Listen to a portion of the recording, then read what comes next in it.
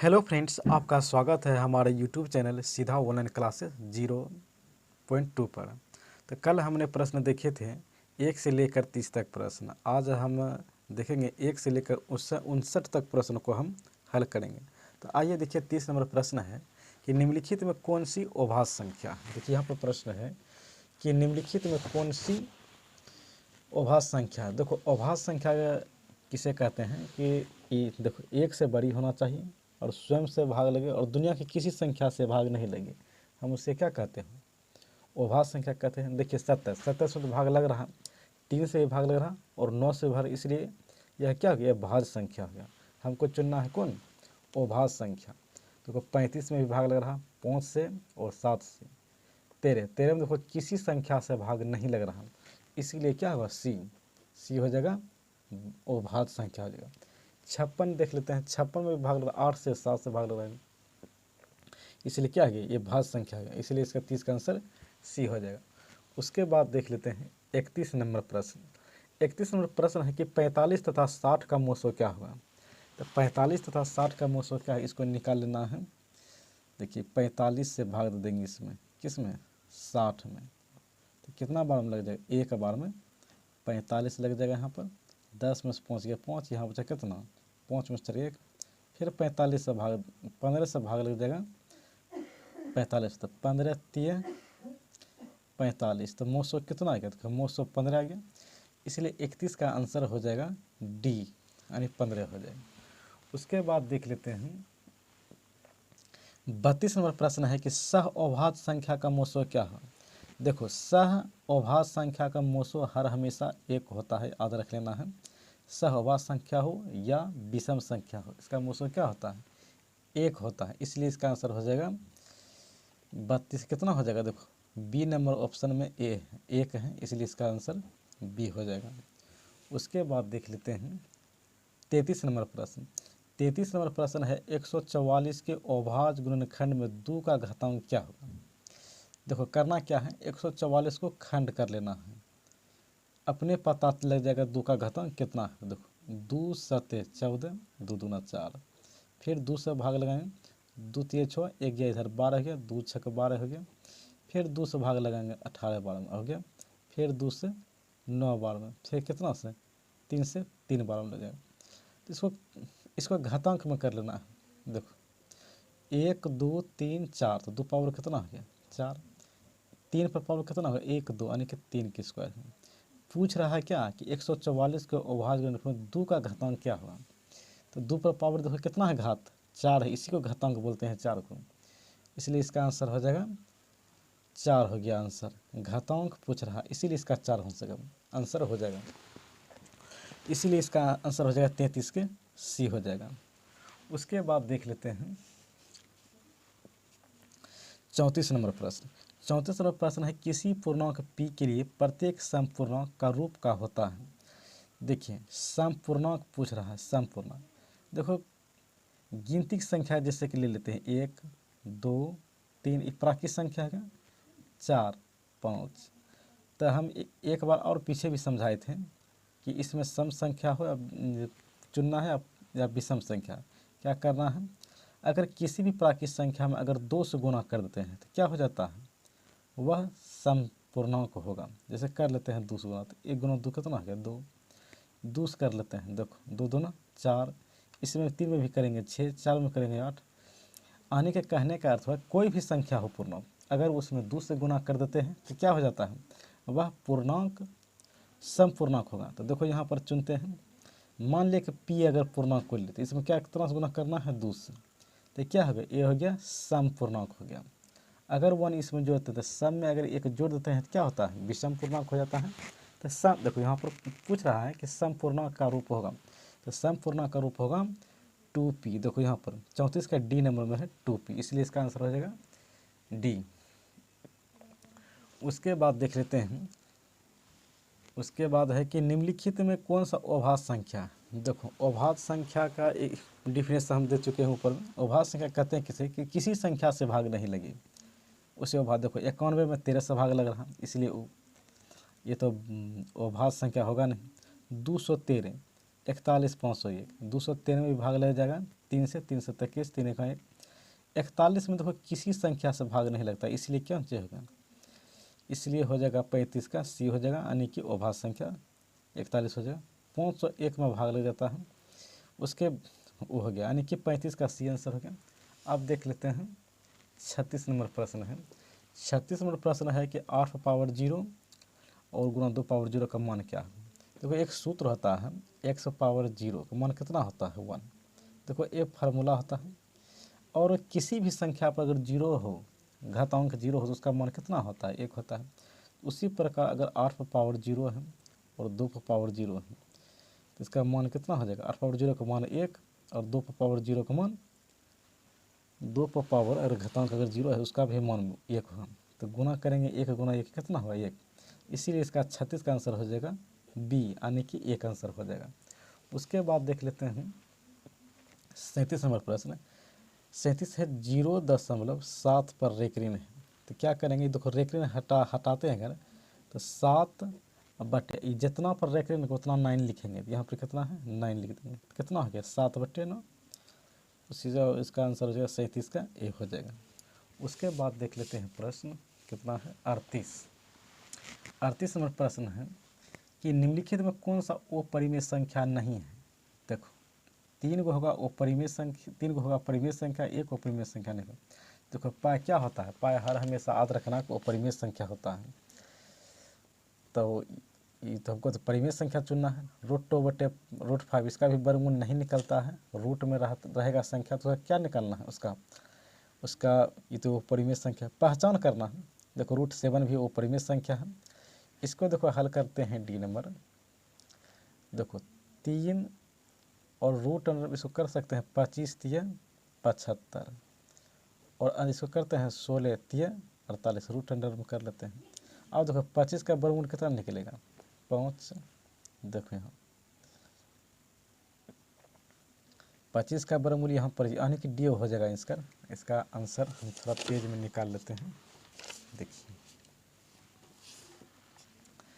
38 number में 38 का D हो जाएगा, यानी कि 3√75 है, 3√75 और √48 इसको काट सकते हैं। देखो 3 रूट यानी 25 या 75 कर सकते हैं ना, ऊपर वाला को इसको करते हैं 16 × 48 को, इसको भी कर सकते हैं 3 × 25 का वर्गमूल 5, अंदर में कितना रह जाएगा √3। उसी प्रकार 16 का वर्गमूल 4 निकलेगा, अंदर में कितना रह जाएगा √3।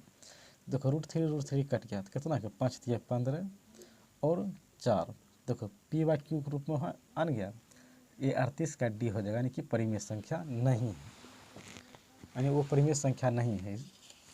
उसके बाद देख लेते हैं 39 नंबर प्रश्न।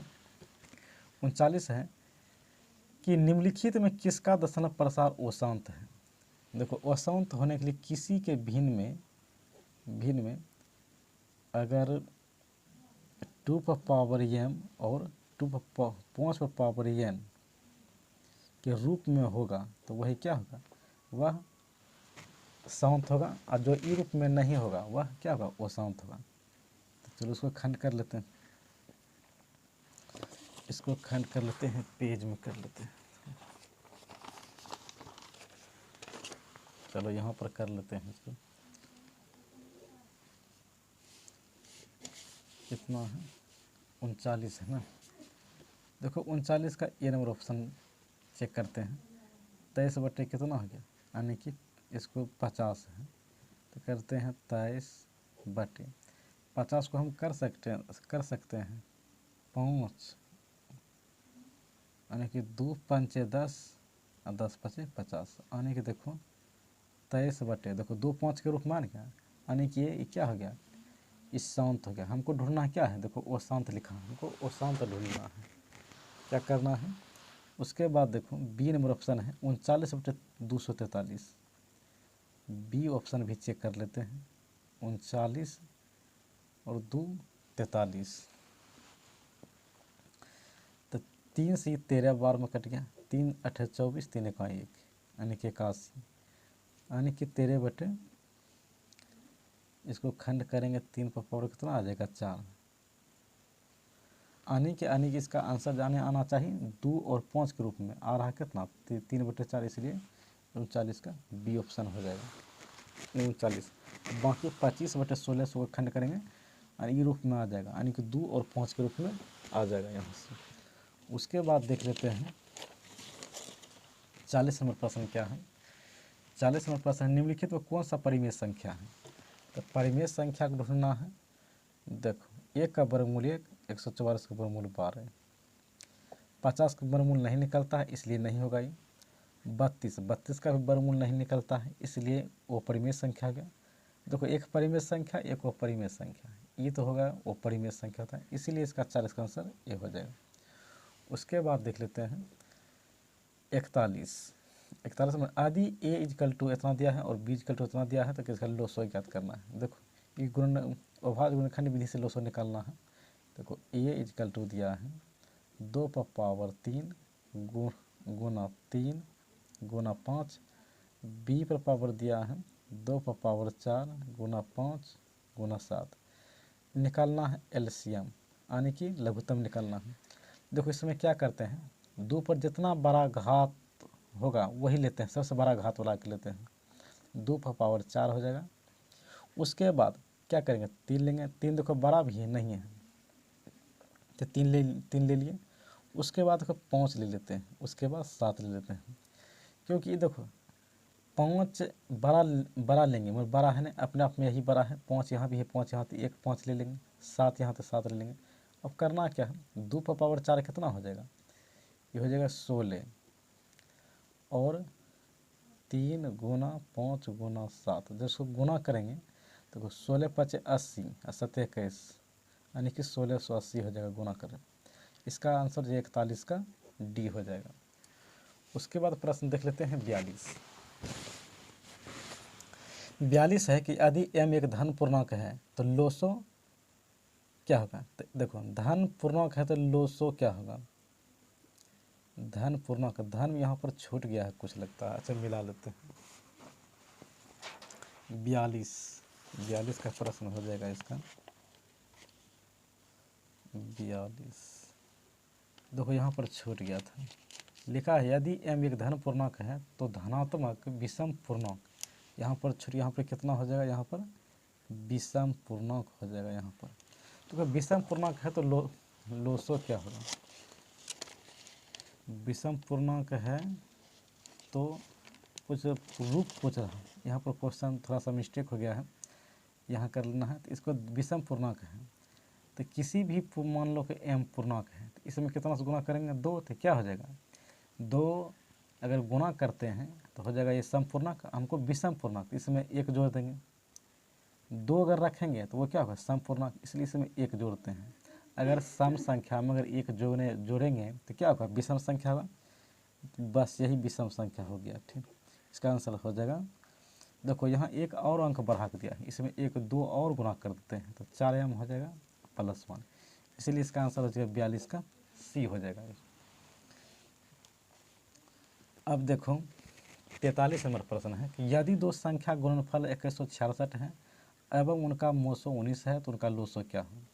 देखो दो संख्या गुणन उनका लोसो, तो इसमें सूत्र क्या होता है, एक संख्या गुना दूसरा संख्या, यानी कि लोसो यानी एलसीएम गुना क्या होता है एचसीएफ।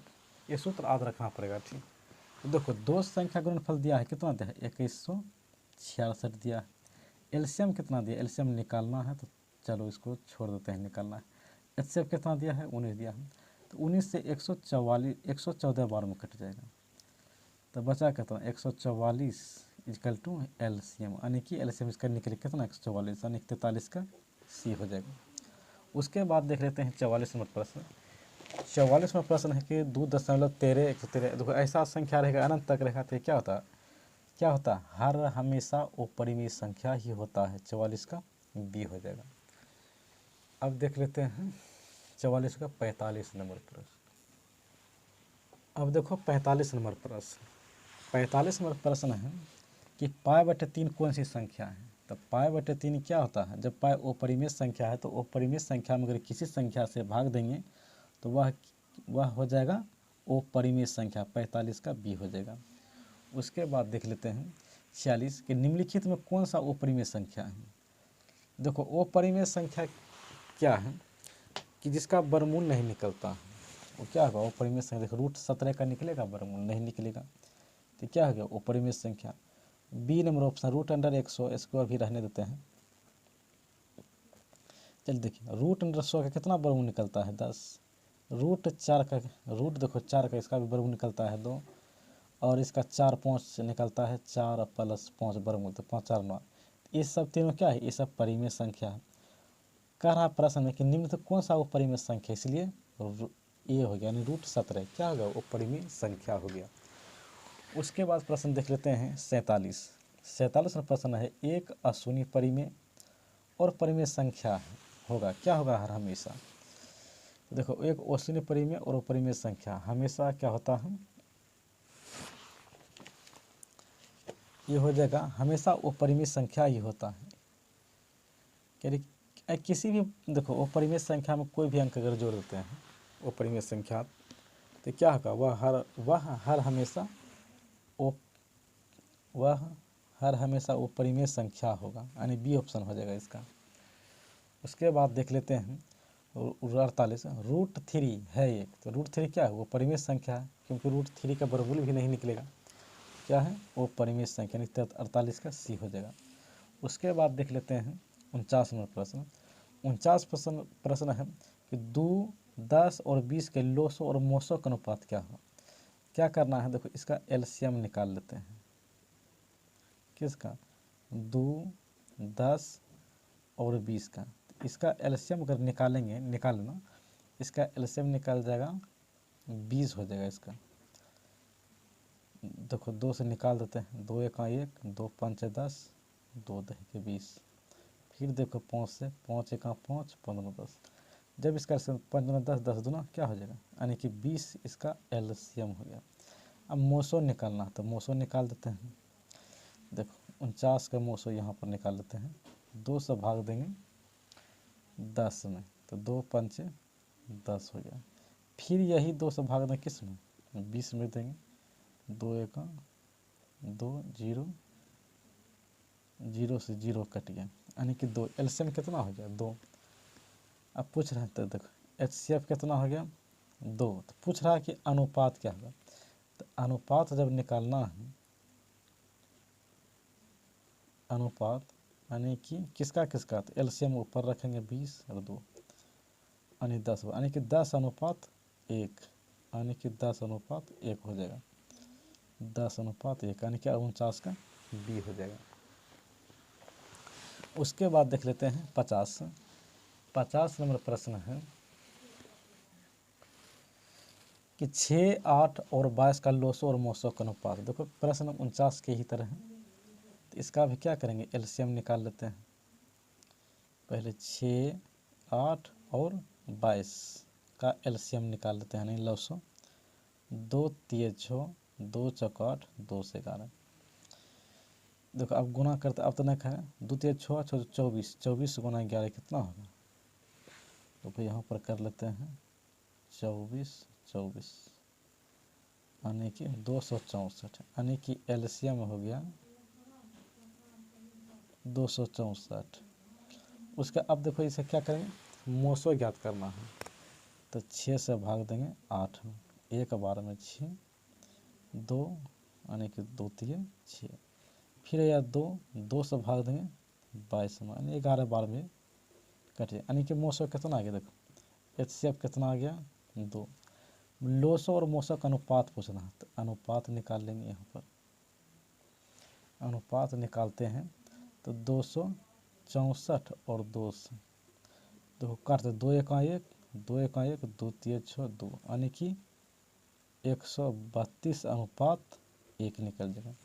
इसका आंसर हो गया 50 का ए। उसके बाद देख लेते हैं ये 52 नंबर प्रश्न है। 96 का देखो 96 का अभाज्य गुणनखंड क्या होगा। करना क्या है, इसको खंड कर देना है। चलो इसको खंड कर लेते हैं 96 का। 2 चौकाठ इधर से एक बाकी 11 16 का 2 8 16, 2 2 4, 2 चौकाठ, फिर देखो 2 से 2 1 1, 2 2 4, फिर देखो 2 छक 12, फिर देखो 2 3 6। कहता अभाज्य गुणनखंड क्या है, कर लेते हैं। 2 का पावर कितना होता है, गिन लो, 1 2 3 4 5, तो 2 पर घात आ गया 5, और 2 को बचा कितना 3। यही तो हो गया आंसर। 2 पावर 5 कहाँ पर है, 2 गुना 3, तो सी हो गया, यानी कि 52 का सी हो गया। उसके बाद देख लेते हैं कितना में प्रश्न बच गया, 53। तो 5005 कितने अभाज्य गुणनखंड है, तो इसको करना क्या है, खंड कर लेना है। 5005 का करो खंड, 5 से खेलने देंगे, 5 एका 5 0, 5 एका 5। अब ये खा जाएगा, कितना से खा जाएगा ये, 31। चलो 11 से खिलाते, 11 9 99, 1 गया इधर 11, तो 11 एक आएगा, फिर खा जाएगा कितना 7 13 12।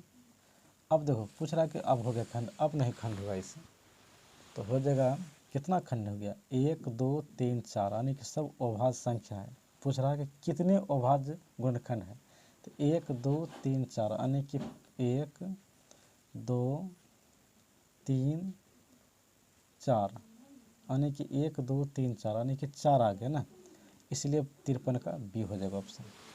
उसके बाद देखना है क्या निम्नलिखित में कौन परिमेय संख्या है, तो निम्नलिखित में कौन परिमेय संख्या है, परिमेय संख्या 2 - √3 5, देखो √3 और √3 कट गया, तो कितना हो गया 2, तो यानी कि 54 का सी हो जाएगा, यही तो परिमेय संख्या होगा। उसके बाद देख लेते हैं 55 कि सबसे छोटी भाज्य संख्या और सबसे छोटी अभाज्य संख्या का मोसो कितना है। देखो सबसे छोटी भाज्य संख्या कितना होता है, छोटी भाज्य संख्या, यानी कि छोटी भाज्य संख्या, तो भाज्य संख्या कितना होता है 4, और अभाज्य संख्या कितना होता है, अभाज्य संख्या होता है 2, तो इसका मोसो कितना निकलेगा, यानी 2 से भाग देंगे 4 में, 2 बार में कट गया, यानी मोसो 2 निकला, इसीलिए इसका 55 का आंसर हो जाएगा बी। उसके बाद देख लेते हैं 56 कि 2 संख्या गुणनफल 86 70 है और उसका मोसो 17 है, तो उसका लोसो क्या करना है। देखो इसको करते हैं, एक संख्या गुना दूसरा संख्या बराबर क्या होता है, लोसो गुना मोसो। तो ये देखो 2 संख्या गुणनफल, तो एक संख्या गुना दूसरा, तो 2 संख्या गुणनफल हो गया कितना 8670।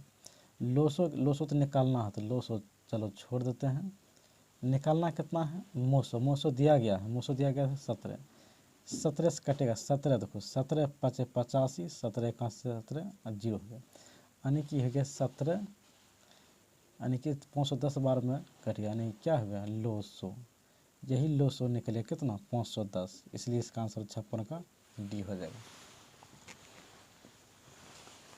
उसके बाद देख लेते हैं 57 में प्रश्न है, यदि 65 तथा 117 का मोसो देखो कितना दिया है 65 m और -117 के रूप में हो, तो m का मान ज्ञात करें। देखो करना क्या है इसका, तो 65 सर मोसो निकालना है, ठीक है, तो पहले मोसो निकाल लेते हैं, 65 और 117 का, तो 65 एक बार में आ जाएगा, 7 में से 5 गया 2, 11 में से 6 गया 5, फिर 52 ज़्यादा भाग देंगे 65 में, तो 52 1 52, यानी कि 5 उस 2 गया 3 13, फिर देखो 13 चौका 52, कितना अरे मोसो कितना आ गया 13, मगर प्रश्न से दिया गया है कि दिया है ये मोसो दिया है 65 - 117 बराबर में ई मोसो का बराबर कर देना है, HCF जैसे निकला है ना 13, तो इस 13 का बराबर कर देते हैं, तो अब कर देंगे 65 m इधर 13 और प्लस 117 हो गया, तो m इजकल टू हो गया, यानी कि जब जोड़ेंगे 7 3 10 के 0 बाकी 1 1 1 2 1 3 और 1 130, इधर हो गया 65, तो m इजकल टू 130/65, यानी कि 2 बार में कट गया, 2 बार में कट गया। तो इसका आंसर हो जाएगा 2 आंसर हो जाएगा 57 का 2। उसके बाद देख लेते हैं दो परिमेय संख्याओं के बीच अधिकतम कितनी परिमेय संख्या हो सकती है। देखो याद रख लेना है इसको, दो परिमेय संख्या के बीच में बहुत सारा परिमेय संख्या हो सकता है, इसलिए इसका अनंत हो जाएगा, आंसर डी हो जाएगा, 58 का डी होगा। उसके बाद देख लेते हैं कि निम्नलिखित तो कौन सी अभाज्य संख्या है। तो निम्नलिखित कौन सी अभाज्य संख्या है। देखो अभाज्य संख्या में किसी संख्या से भाग नहीं लगना चाहिए, वही होता है अभाज्य संख्या। देखो 16 में भाग लग रहा है, 2 से भी लग रहा है, 4 से भी भाग लग रहा है, 8 से, तो 16 होगा नहीं। उसके बाद 15 में देखो 3 से भाग लग रहा है, 5 से भाग लग रहा है, तो ये भी होगा नहीं। देखो 33 में भाग लग रहा है 11 से, 3 से, इसमें तो किस में भाग नहीं लग रहा था। हम बोले थे किसी संख्या में अगर भाग, कोई भी संख्या में अगर किस संख्या से भाग नहीं लगे तो हम उसे कहते अभाज्य संख्या, इसलिए अभाज्य संख्या हो गया 29। 29 एक ऐसा संख्या है जो किस संख्या से भाग नहीं लगे। तो वीडियो अच्छा लगा है तो लाइक करें और सब्सक्राइब भी करें और दोस्तों के पास शेयर भी करें। अब देखेंगे